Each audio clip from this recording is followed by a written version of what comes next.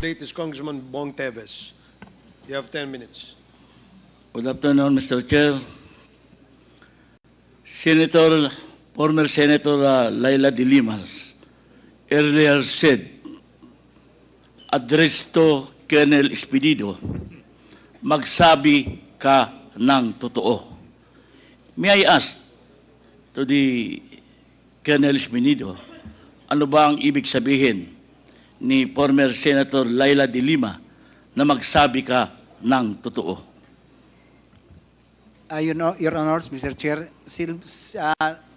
halata naman no na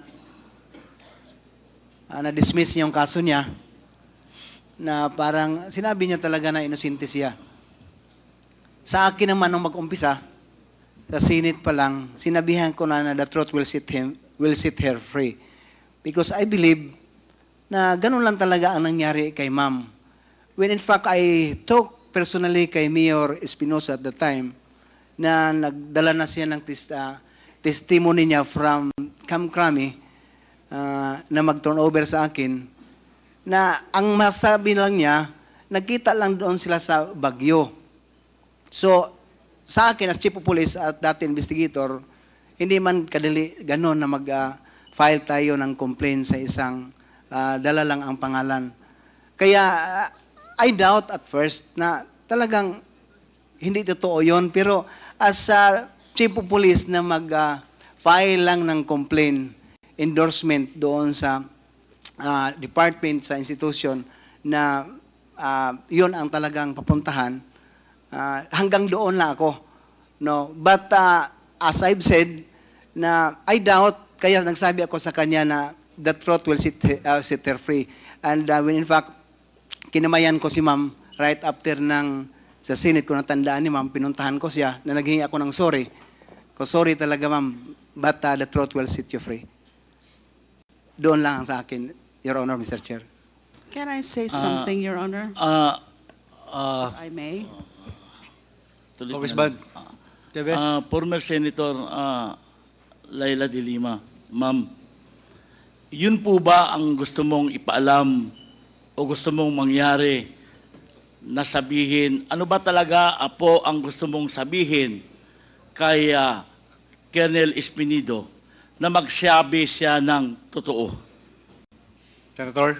Okay.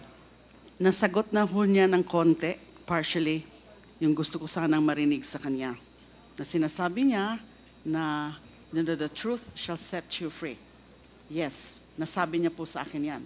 So ang ibig pong sabihin nun ay yung mga sinabi nila noon during the Senate inquiry ay hindi totoo.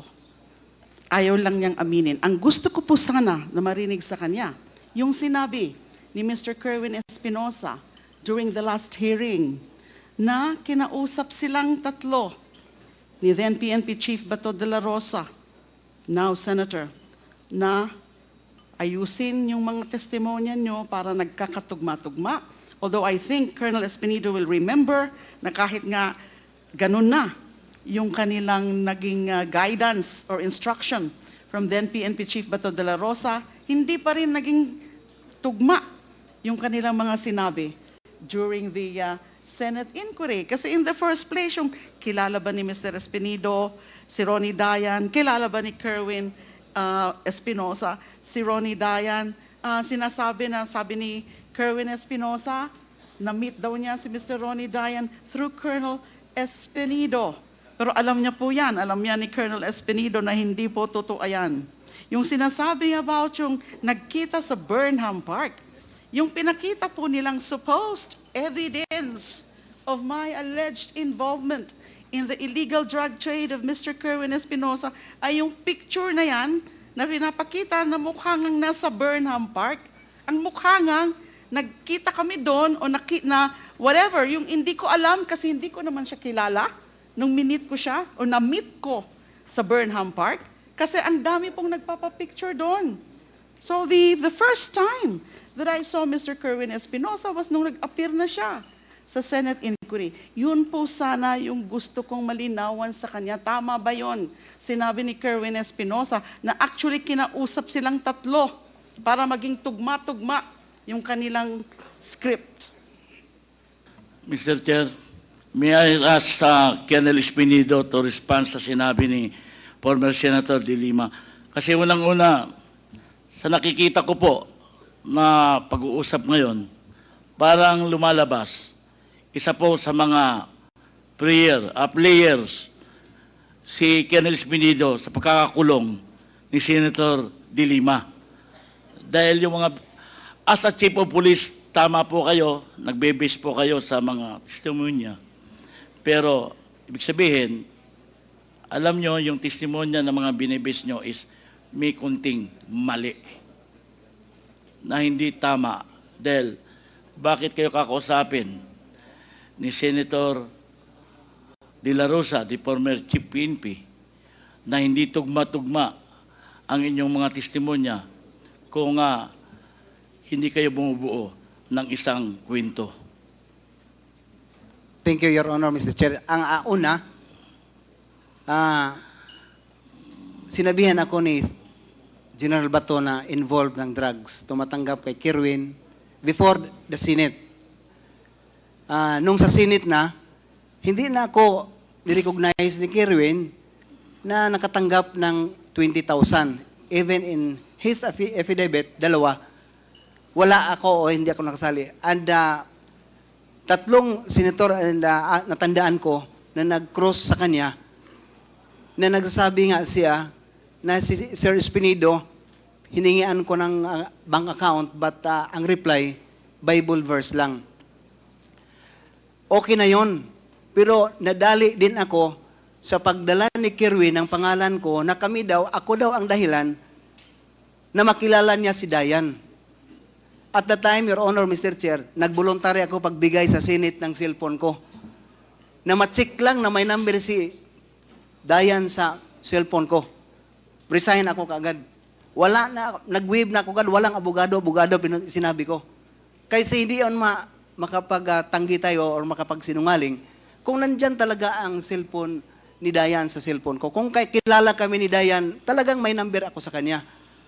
Doon na nagsalita ang Senate na nagsasabi tayo ng totoo. Kasi bakit matakot tayo, Your Honor, Mr. Chair, na totoo man ang sinabi ko na never din na si Senator Bato, si dati Chief PNP Bato, na magsabi sa akin na okay, yon ang ginawa nyo tatlo.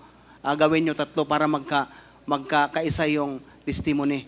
Hindi kasi hindi ako sang-ayon lahat kung ano ang isabi sa akin ng senior officer ko. As long na legal yan, okay sa akin. Makikita naman, Your Honor, Mr. Chair, na ako sinali nga. And I am one also a victim sa sali-sali lang sa lista ng drugs. Nilagyan pa ng high value target si Espinido. So, kaya ako magsasabi din na siguro yung mga lista hindi totoo yun kasi ako nga biktima sa mga sinungaling nilagay ni Senator Bato. Thank you, Your Honor, Mr. Chair. Mr. Chair, hindi kaya nilagay yung pangalan mo dahil hindi ka na sumusunod sa gusto nila sa bandang huli?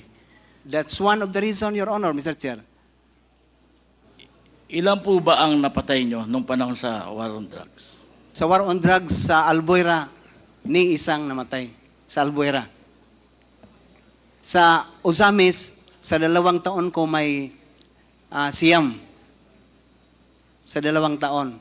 Sa Bacolod, never ni isa na namatay sa war against illegal drugs. Your Honor, Mr. Chair. Ilan ang nakuha mong reward?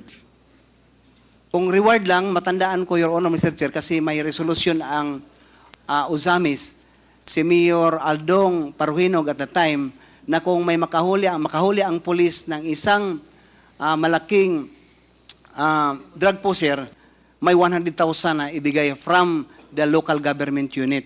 So nakakuha kami ng 600,000. Nakatanggap together with the presence of the MILG, na nandoon na ako ang tumanggap ng pera at saka plaque of appreciation na nakahuli tayo ng worth of 600,000 ang binigay ng local government unit sa PNP ng Ozamis, Your Honor, Mr. Chair. Mr. Chair, di ba pinag-uusapan natin yung reward system na sinabi ni Colonel Garma? Di ba sabi niyo may napatay kayong mga sa war on drugs? Ang tanong ko ngayon, ilan yung galing sa nasyonal na pera ang na natanggap mo para sa war on drugs. Hindi yung galing sa lokal. Your Kindly Honor, wrap Mr. up Chair, also. siguro sa Osamis to tell you the truth, no? Maski tanungin niyo si Sir Bato ngayon kung saan siya. Never nakabigay si Senator Bato na sa akin ng ₱1 since sa pag-upo niya nakasama kami. Never, lalo na yung reward, Your Honor, Mr. Chair, kaya siyempre, sikreto na yon.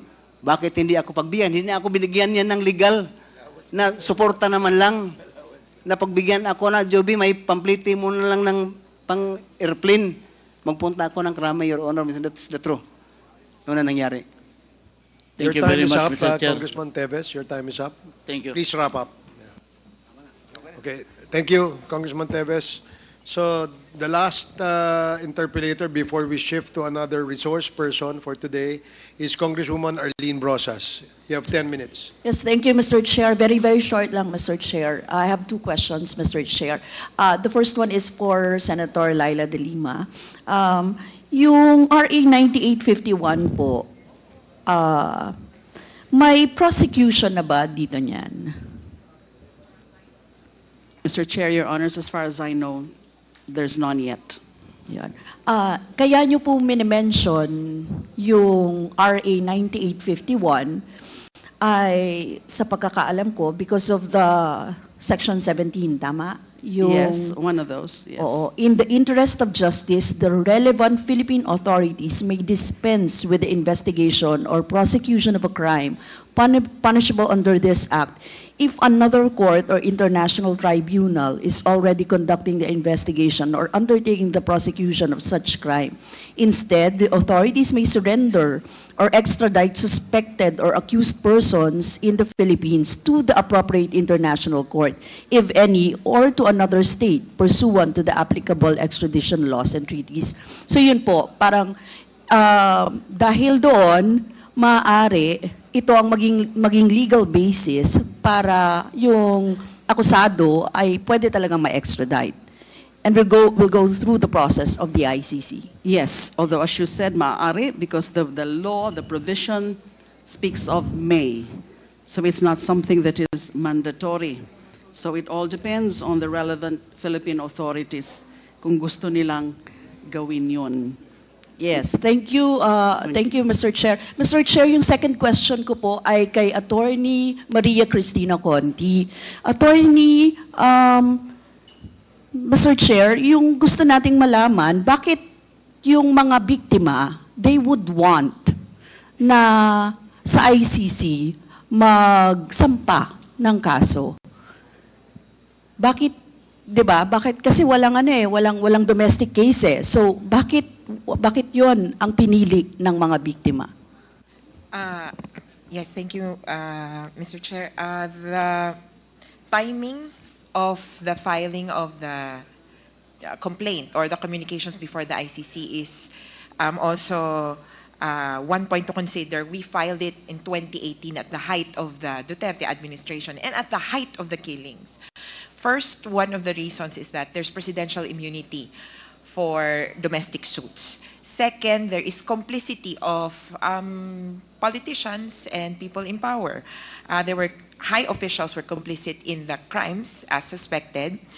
And in fact, they even had officials in the IAS installed. Attorney Triambulo, whom I have identified as one of those appointed by Duterte, so that he could shield officials or police officers from liability. Also, there was security considerations for the victims who may themselves be the subjects of Tokhang operations. Politically, it was not conducive to file any criminal charges in the Philippines regarding the war on drugs at that time, because there was also a refusal of the government to consider this as a systematic attack on the people. Until today, actually, the investigation center on individual crimes, and that the working theory, I guess, for the Philippine government is that these are rogue police officers who just violated protocol.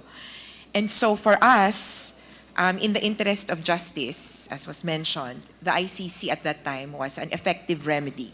This was also in the context of the killings of lawyers and judges who in any way was involved in any drug-related cases. Also logistically, and this is different from, well, this is logistically different from investigations in the Philippines. Personalities like SPO4, Samson Buenaventura,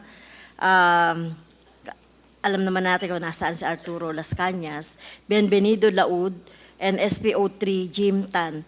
So sa PNP po, active po ba ito kung nag-retire na, Mr. Chair? Sa PNP.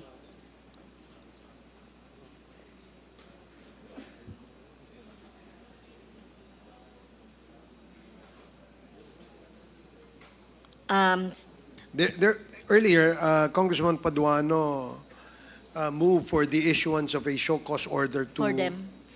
to Sunny Sanson Buenaventura and Buenaventura. Samson Buenaventura one and the same?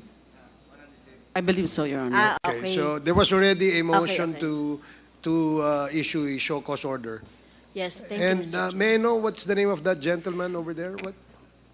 Sir, good afternoon. Brigadier General Chinayog, the Acting Director of Personnel and Records Management ng PNP po, sir. As to the question of the good Congresswoman, we will find out sa aming record, sir, kung existing ang tao. And we will give the feedback. Thank you, sir. Okay, thank you. Thank you, Congresswoman Castro, please Thank you, proceed. Mr. Chair. So meron tayong according to Secretary Senator De Lima, yung RA 9851 on the legal basis kung pwedeng natin makasuhan. So pwede na po ba itong magamit ng ating mga pamilya na biktima ng EJK to prosecute po yung si Duterte at saka iba pang mga perpetrator ng EJK? Opo, malinaw naman po that it covers crimes against humanity. Na yung EJ case, yung the magnitude, the extent of the EJ case na nakita natin, na lumalabas na ngayon, at yung mga testimony ng mga families and other sources din. Now, it's certainly a case of a crime against humanity, specifically of murder. Kasi systematic and deliberate targeting of a civilian population. And we are talking about the alleged drug offenders. Yes, okay. Thank you, Mr. Chair. Gusto nating malinaw yun, ma-emphasize yun dahil medyo matagal pa yung ICC, at itong ating mga pamilya ay pamilya ng mga biktima ng EJK ay matagal na, Mr. Chair, naghahanap ng accountability and justice. Kaya pwede yun. About yung pattern in criminality, di ba sinasabi ng ICC na parang wala pa silang nakikita. So yung example po ng pattern sa Davao, yung DDS, as regards to the national, hindi ba meron na yung pattern? Kasi sa instruction, according to the testimony of Garma, sinasabi na ipapattern yung national scale na tokhang or yung yung war on drugs on the Davao So, di ba meron na siyang pattern, Mr. Chair? Opo, Can we makikita natin na nandiyan ang pattern. Pero Okay. pwede pang dagdagan yan, pwede pang makakuha pa ng mga indications, mga factors na pwede talaga nating sabihin na may pattern of criminality. Yung tungkol naman po sa ICC, ang sinabi ko po is that one of the reasons or one of the main reasons kung bakit they authorized the resumption of investigation after junking the appeal of the Philippine government is that hindi pa nga nila, wala silang nakikita na any proceedings in our country, especially criminal proceedings, they're trying to establish the pattern. Pero hindi ho natin alam, baka yung ICC, dahil alam ko po, seryoso talaga sila, nakafocus talaga sila, ay baka na-establish na yan, the pattern of criminality and yung pattern ng killings. Okay. And Mr. Chair, kung magsasampa ang pamilya o biktima ng EJK dito ito using the 9851, so would this affect po yung investigation sa ICC? it would depend on kung ano makita ng ICC na magiging progress of the case. Na baka hanggang filing of complaint lang. But as to really the gathering of the necessary evidence, baka kulangin or baka hindi na maging talagang hindi katulad nung ginagawang alam ko talagang masigasig sila, and these are expert investigators and na Okay. kumakalap na talaga, baka nga malapit na silang matapos sa kanilang investigation. We certainly hope na matatapos na yung ICC investigation, at least in so far as to try to trigger the next step, which is the issuance of the warrant of arrest. Thank you. At tingin nyo, Senator De Lima, nakakatulong itong ginagawa ng Quadcom? Yes. Okay. Sa Yun tingin lang ko po, Mr. Chair. Thank you. Thank you, Congresswoman Castro. The next to interpolate is Congressman Bong Teves. You have 10 minutes. Good afternoon, Mr. Chair. Former Senator Laila De Lima earlier said, address to Colonel Espinido, magsabi ka ng totoo.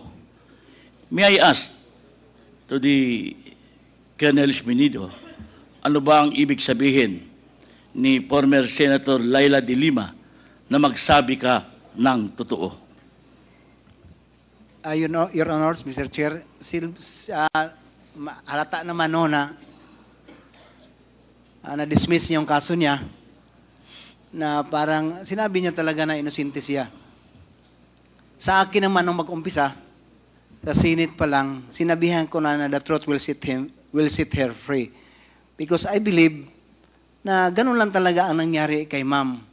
When in fact, I talked personally kay Mayor Espinosa at the time na nagdala na siya ng testimony niya from Camp Crame na mag-turnover sa akin na ang masabi lang niya, nagkita lang doon sila sa Baguio. So, sa akin as Chief of Police at dati investigator, hindi man kadali gano'n na mag-file tayo ng complaint sa isang dala lang ang pangalan.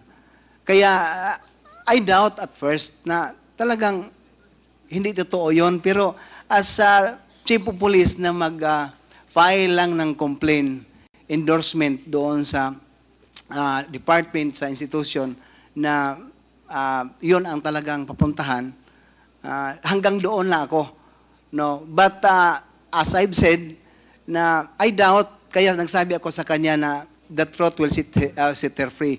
And when in fact, kinamayan ko si ma'am right after sa Senate ko natandaan ni ma'am, pinuntahan ko siya na naghingi ako ng sorry. Sorry talaga ma'am, but the truth will set you free. Doon lang sa akin, Your Honor, Mr. Chair. Can I say something, Your Honor? If I may. Congressman Teves. Former Senator Laila De Lima, ma'am, yun po ba ang gusto mong ipaalam o gusto mong mangyari na sabihin, ano ba talaga po ang gusto mong sabihin kay Colonel Espinido na magsabi siya ng totoo? Senator. Okay. Nasagot na ho niya ng konti, partially, yung gusto ko sanang marinig sa kanya. Na sinasabi niya na the truth shall set you free. Yes, nasabi niya po sa akin yan. So ang ibig pong sabihin nun ay yung mga sinabi nila noon during the Senate inquiry ay hindi totoo. Ayaw lang niyang aminin. Ang gusto ko po sana na marinig sa kanya, yung sinabi ni Mr. Kerwin Espinosa during the last hearing na kinausap silang tatlo ni then PNP Chief Bato de la Rosa, now Senator, na ayusin yung mga testimonya nyo para nagkakatugma-tugma. Although I think Colonel Espinido will remember na kahit nga ganun na yung kanilang naging guidance or instruction from then PNP Chief Bato de la Rosa, hindi pa rin naging tugma yung kanilang mga sinabi during the Senate inquiry. Kasi in the first place, yung kilala ba ni Mr. Espinido, si Ronnie Dayan, kilala ba ni Kerwin Espinosa, si Ronnie Dayan, sinasabi na, sabi ni Kerwin Espinosa, na-meet daw niya si Mr. Ronnie Dayan through Colonel Espinido.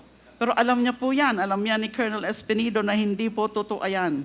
Yung sinasabi about yung nagkita sa Burnham Park, yung pinakita po nilang supposed evidence of my alleged involvement in the illegal drug trade of Mr. Kerwin Espinosa ay yung picture na yan na pinapakita na mukha ngang nasa Burnham Park. Ang mukha ngang nagkita kami doon o na whatever, yung hindi ko alam kasi hindi ko naman siya kilala nung minute ko siya o na-meet ko sa Burnham Park kasi ang dami pong nagpapapicture doon. So the first time that I saw Mr. Kerwin Espinosa was nung nag-appear na siya sa Senate inquiry. Yun po sana yung gusto kong malinawan sa kanya. Tama ba yun? Sinabi ni Kerwin Espinosa na actually kinausap silang tatlo para maging tugma-tugma yung kanilang script. Mr. Chair, may I ask Colonel Espinido to respond sa sinabi ni former Senator De Lima. Kasi unang-una, sa nakikita ko po na pag-uusap ngayon, parang lumalabas isa po sa mga players si Colonel Espinido sa pagkakakulong ni Senator De Lima. Dahil yung mga, as a chief of police, tama po kayo, nagbe-base po kayo sa mga testimonya. Pero, ibig sabihin, alam nyo, yung testimonya ng mga binibase nyo is may kunting mali na hindi tama. Dahil, bakit kayo kakausapin ni Senator De La Rosa, the former Chief PNP, na hindi tugma-tugma ang inyong mga testimonya kung hindi kayo bumubuo ng isang kwento? Thank you, Your Honor, Mr. Chair. Ang una, sinabihan ako ni General Bato na involved ng drugs, tumatanggap kay Kerwin before the Senate. Nung sa Senate na, hindi na ako nirecognize ni Kerwin na nakatanggap ng 20,000.